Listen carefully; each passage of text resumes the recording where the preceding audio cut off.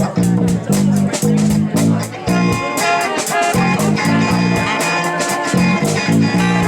Monday, I start a new job as the coordinator of the Arts and Entertainment District that we are here to kick off tonight. I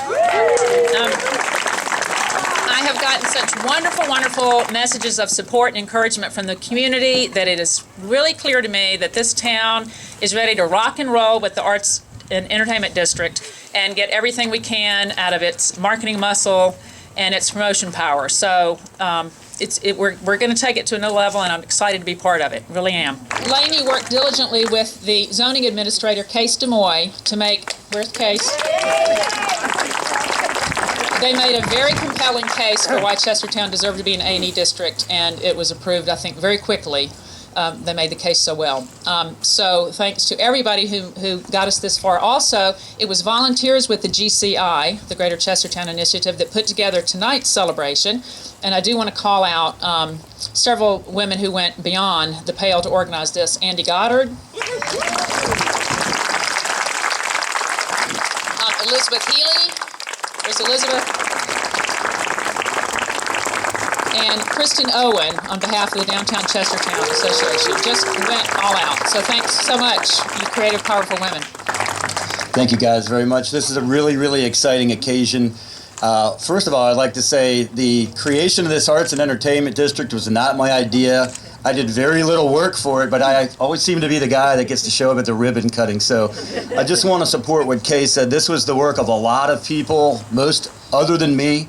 I would say at Town Hall, I would agree that Case DeMoy was a real force. But more than anything, it's really great to see the town, citizen volunteers in the Greater Chestertown Initiative, and our business owners at the Downtown Chestertown Association all working together and swimming in the same direction. That's so important for a small town like ours.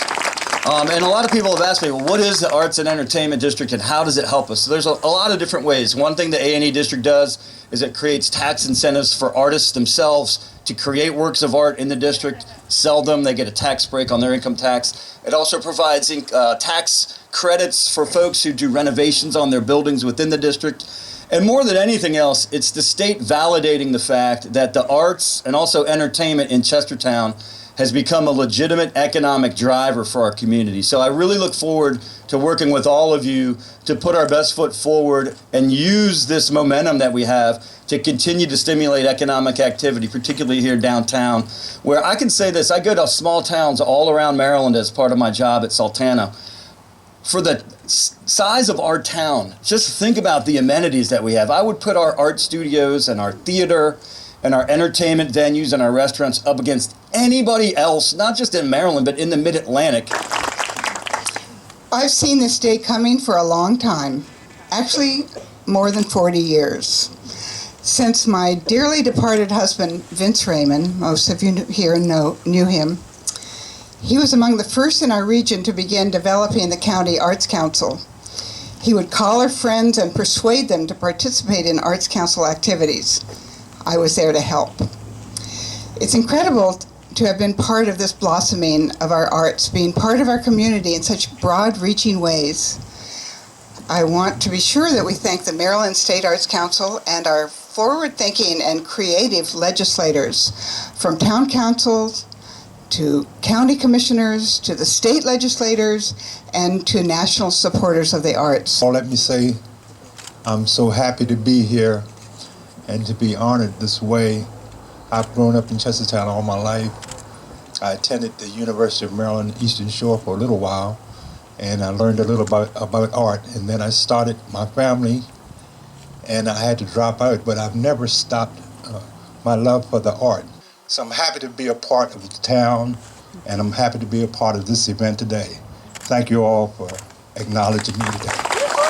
The Arts and Entertainment Districts have been around in the state of Maryland since 2001. Chestertown is the 24th. There are 24 A&E districts in 19 of the 24 jurisdictions in Maryland. There's 3 in Baltimore, 3 in Montgomery County. That's how the math adds up. What they have done for the state and what they have done for the communities that they serve is extraordinary. The basic economic impact is big in the 2014 study produced by the State Arts Council about A&E districts. The A&E districts themselves in 1 year generated a total of 1,200 jobs in what was then 22 arts districts. They also generated a total of $8 million in tax revenues at the state and local level. The one thing that we are very proud of in the arts in Maryland is the bang for the buck that taxpayers get when the state appropriates funds to the arts. The most recent fiscal study for the full State Arts Council budget, again 2014, was an appropriation from the state, from the governor and the General Assembly of about $13.5 million. And the tax return from that $13.5 million was $35 million.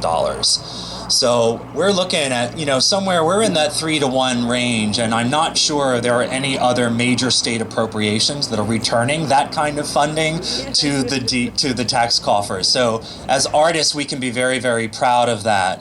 I've had the opportunity in my job at Maryland Citizens for the Arts. I'm essentially the state lobbyist for public funding for the arts, lobbying for a good cause. I've had the opportunity to visit most of the districts in the state, and they are phenomenal, and they are communities of people who come together and really lift each other up, lift their towns up, and lift up their artists. And they understand the value of putting an artist at the table in all kinds of conversations.